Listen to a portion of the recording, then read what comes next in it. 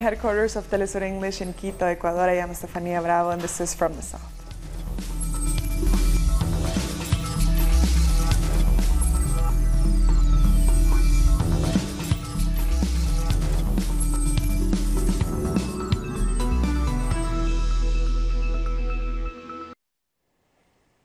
After 18 hours of debate and discord, with rubber bullets and tear gas filled the air outside, Argentina's lower house has approved the budget for 2019. The proposed budget was passed with 138 votes in favor and 103 against. Tens of thousands have protested outside the Congress against the budget. They said it involves huge cuts and was imposed by the International Monetary Fund. The bill will now go to the Senate for debate and a vote scheduled for next month. 138 have been affirmative, 103 were negative, and there were 8 abstentions. Our correspondent in Buenos Aires, Edgardo Esteban, tells us more. After an intense 18-hour debate and protests in the streets, the lower house has approved the budget for 2019. Lawmakers denounced they were threatened after the debate, while social movement and labor unions say the new bill will only bring more austerity measures and recession to the country. The bill will now go to the Senate in the next 3 weeks to get the final approval. The new budget will directly affect the education, health, and social sectors, as it prioritizes the government's agreement with the International Monetary Fund. The protests were met with a fierce response from the police. At least 31 demonstrators were arrested. Telesur's own journalists were caught up in the violence, and a camera person was struck by a rubber bullet. Amid what has been called a brutal suppression, and in spite of strong opposition from various groups, the officialism achieved quorum to be in the budget adjustment issued by the IMF. If this budget is implemented, what will prevail is poverty, exclusion, social inequality, closing of hospitals. That is why we tell the politicians, you weren't elected to surrender. You have to rise up, because the working people are on the streets demanding an end to repression. We are asking for this budget adjustment to be struck down. Just like the darkest time in Argentina, the police force beat up citizens who were peacefully demonstrating. They tried to infiltrate political and social movements and hold them accountable for the rioting. The police and intelligence services are trying to deny the people their right to protest in front of the Congress. It doesn't matter who's presiding over this session today. Analysts warn that with the budgetary allocation to pay the interest of foreign debt, Macri's dominance over the most vulnerable will only get worse next year.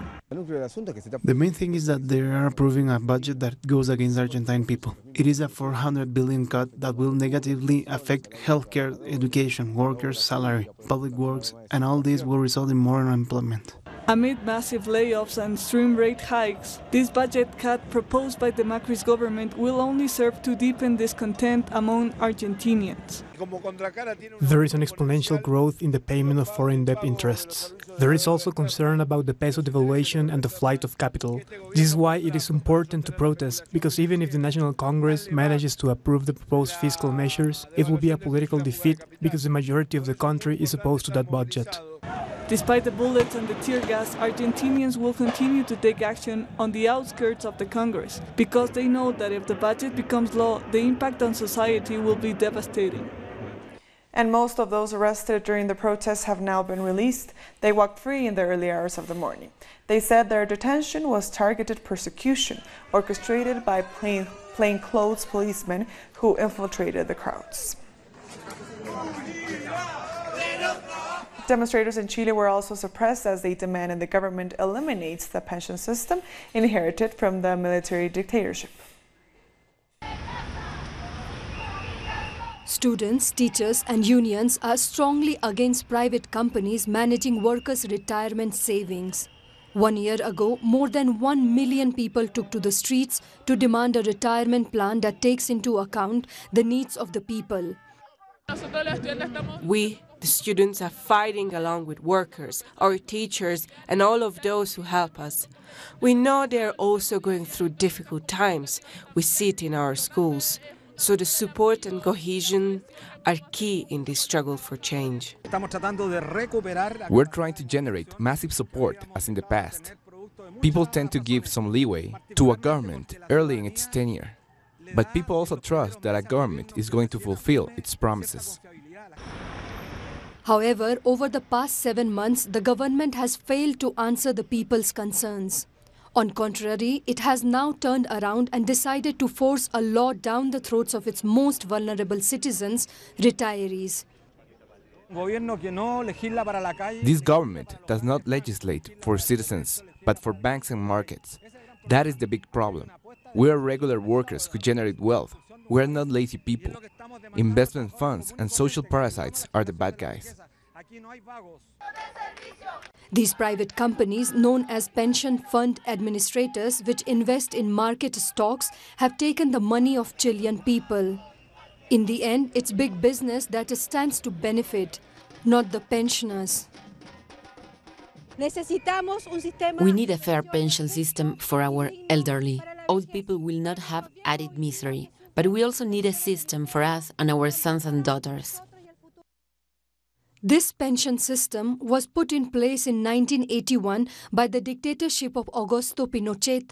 The plan is the brainchild of José Piñera. A fraudulent study says we have one of the 8 best retirement plans in the world, but that's a lie. You can see it's a lie when old people have to work beyond 60, 70, 80 years old. We have an alternative proposal, a shared system with a 3-way contribution. That is a solidarity system. Luis Messina was one of the protest leaders who was arrested by police. Government has not made any statement regarding the detention of about a dozen demonstrators.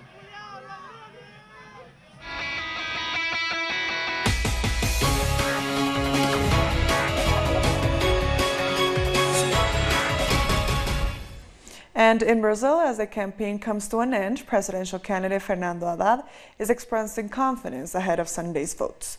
Thousands of supporters rallied for the Workers' Party candidate in Sao Paulo, chanting FtS. Haddad sent a message to his political rival. He says in the end, the people will have the final say, so he's not faced by the latest polls showing Bolsonaro could clinch victory.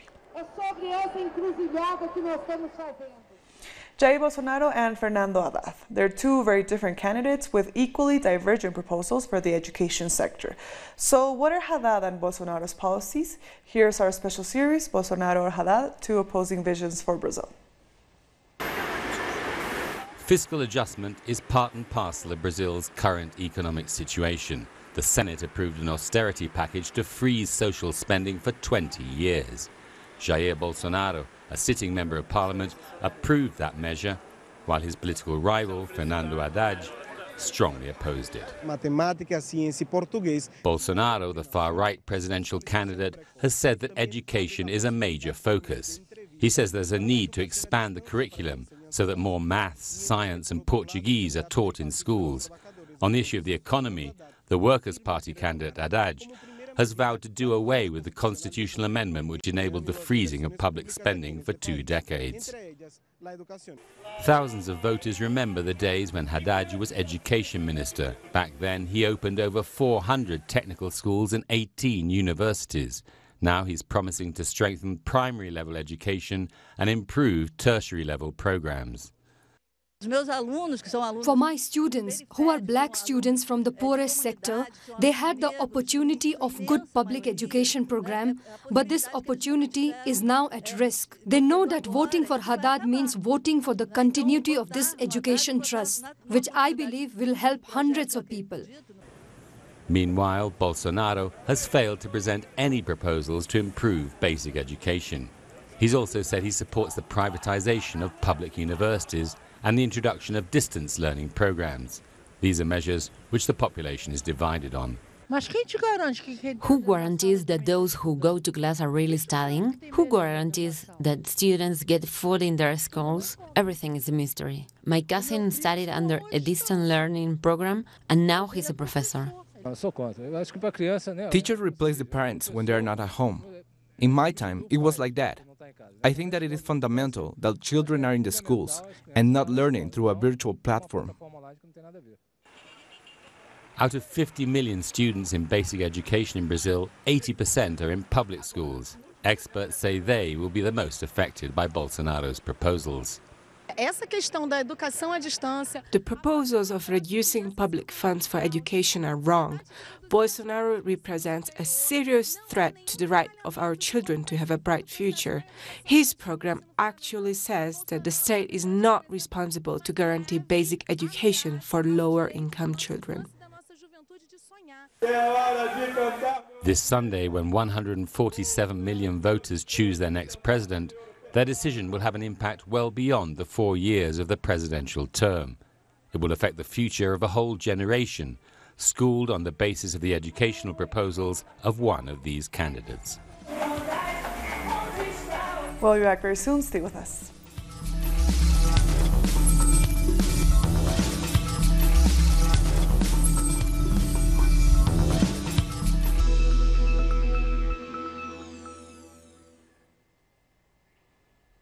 Welcome back. United States President Donald Trump has said he is going to send the army to the border with Mexico as the migrant caravan is getting closer. On Twitter, Trump described the situation as a national emergency. It has been confirmed he will send 800 military men to the border. The migrant caravan continues on its long trek towards Mexico's northern border. On Wednesday, the main body of the caravan set off towards Mazatepec in the state of Chiapas. To avoid the extreme heat, migrants in the caravan resumed their journey early in the morning.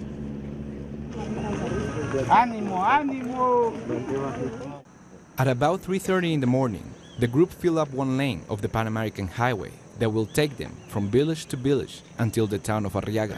Some of them are already tried to reach the border with the United States before. It's been a long time since I have been in El Salvador. I was deported from the United States and I decided to migrate again with all these people in the caravan. People get more tired as the days pass by. They haven't slept and they eat whatever people give them in solidarity. I give them tacos or whatever I have at home. It is food from my shop. It is the only thing I have to help them out. People in the caravan face a lot of risks, but they keep moving forward. It was very hard to pass through Guatemala because I almost got raped. A guy who passed by protected my friend and I with a knife. My friend went back to Honduras because she was really scared. The Mexican Secretariat of Domestic Affairs says 110 Honduran citizens resigned to their asylum application and have asked to be taken to their home country. And more migrants are trying to cross into Mexico to join the caravan. We go to our correspondent Pablo Perez, who is on the Guatemalan side of the border. They have walked over 300 miles and they still have energy to play an impromptu match of soccer here at Tecunuman Central Park. This is the last city in Guatemala they're going to be in until they reach Mexican soil. This step has been a little difficult the last few days because Mexican authorities have closed the gate to the migrants and only letting them in very small numbers. The day after yesterday, the day before yesterday, they admitted only 44 of them. So this one here that had been coming to Tecunuman in small numbers during all of the night are waiting for a big group that is coming from Guatemala City to see if their numbers, if they can reach over 400, 500, like the last time the Mexican government let them in, they can, force the authorities to enact the law, the asylum and refugee law that all Latin American countries have signed for. And they say that they cannot stop the people who are moving internationally for humanitarian reasons. Something that has not been enacted by all the governments lately, mostly they say because of the threats by Donald Trump's government of ending financial aid and even in the Mexican case, sending troops to the border and closing it down. We thank Pablo Perez for that report. Venezuela's President Nicolás Maduro has called U.S. Vice President Mike Pence a crazy extremist over his migrant caravan accusation. Maduro dismissed Pence's claim that the group was financed by Venezuela. He fired back at Pence during a meeting broadcast on state television.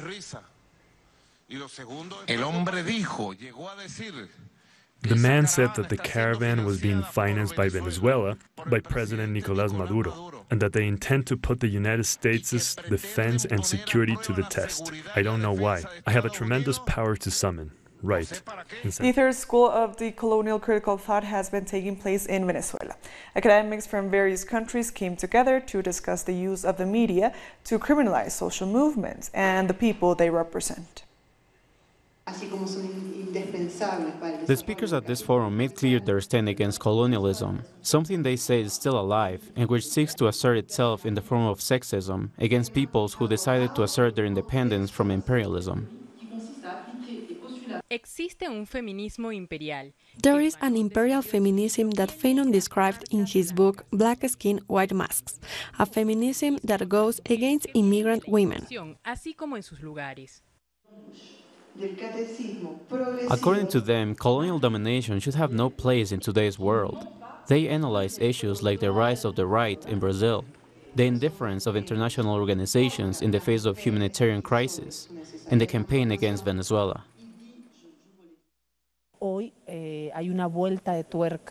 Today there is a turning of the screw against Latin America, which is seen in some geopolitical areas as the enemy. Today, Venezuela is that enemy which allows the U.S. to return to Latin America. Venezuela is the justification for U.S. imperial actions. But not only against Venezuela. The rise of the right in Brazil and what happened with Lula is not a coincidence. The participants agreed to defend Venezuelan sovereignty from international interference. It's obvious that there is a media war where they pretend to smear the struggles in Venezuela and in other Latin American countries. For this forum, political harassment and economic blockade are the strategies of the international right against the progress of democracy and decolonization that some South American nations are seeking. More news now. A hearing on Julian Assange's case against the Ecuadorian state has been suspended. Our correspondent Denise Herrera is outside the court in Quito. Hello, we are outside the Judiciary Council in Quito, where the hearing against the government of Ecuador has been suspended.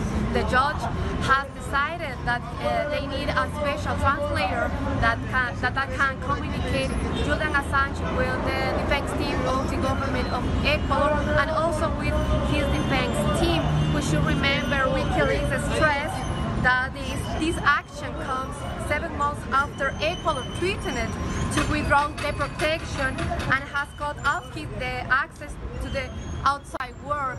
Julian Assange and his defense team said the government of Ecuador violating his fundamental right of freedom. So now the defense team of Julian Assange and the defense team of the government of Ecuador have to wait the decision of the judge and when the hearing will resume. So it's over now. Back to you at the studio.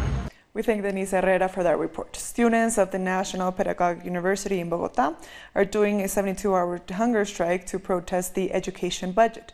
Students demonstrated in front of the university in a bid to pressure the education minister to increase budget for public education. Demonstrators are also asking to negotiate with authorities resources for the sector. For his part, the education minister said he will monitor the students during the hunger strike. We'll be back very soon. Stay with us.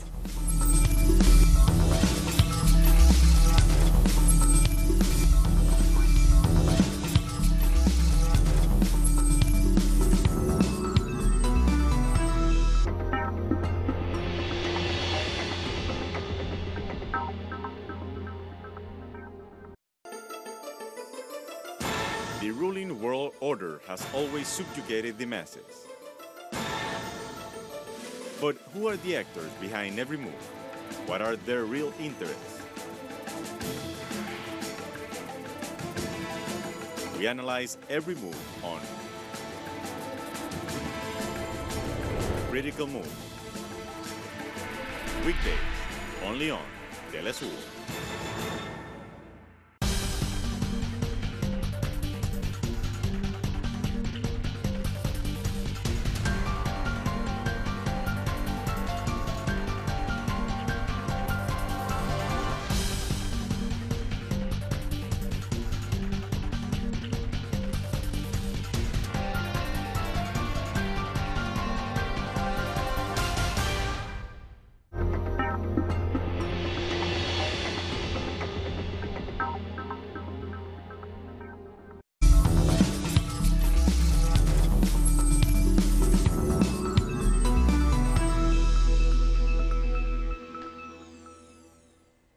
Welcome back. Dozens of people have held a vigil outside the Saudi consulate in Istanbul to call for justice on the murder of journalist Jamal Khashoggi.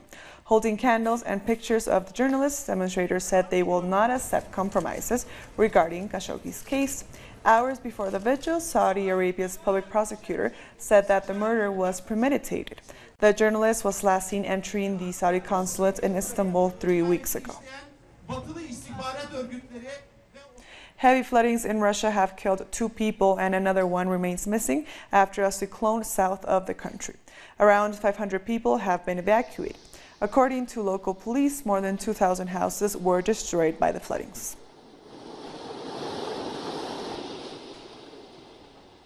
The Ethiopian parliament has elected the country's first female president.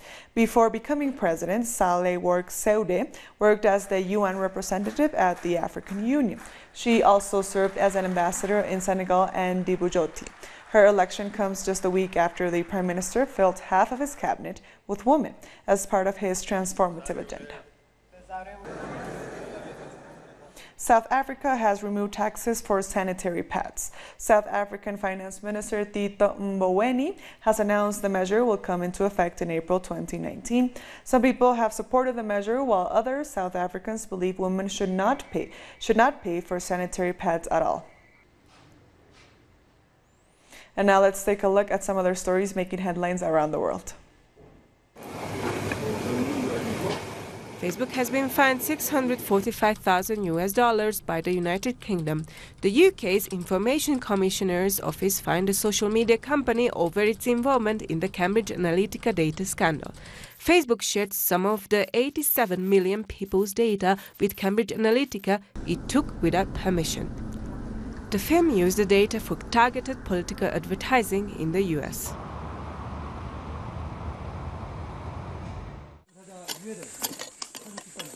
South Korean authorities have exhumed the remains of 2 soldiers in the demilitarized zone shared with North Korea as part of the demining operation.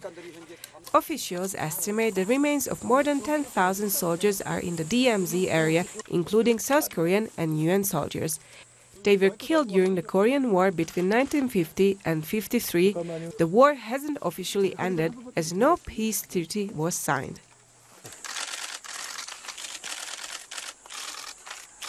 It is of great significance that we have discovered the first remains of a putative South Korean soldier at this point, in the process of preparation for the North and South Joint Recovery Operation as a result of the military agreement. Also, it is assumed that there are more than 10,000 remains in the DMZ area, including the UN forces as well as South Korean soldiers. The European Parliament has awarded the Sakharov Human Prize to Ukrainian filmmaker Oleg Sentsov, who is currently jailed in Russia over an alleged arson plot in Crimea.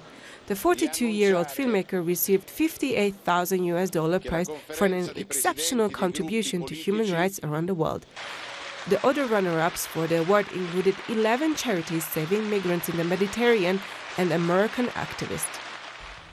And with that story, we've come to the end of this news brief. These and other stories, as always, find them on our website at telesurtv.net/English. And also join us on social media, on Facebook, on Twitter, and on Instagram. For Telesur English, I am Estefania Bravo. Thank you for watching.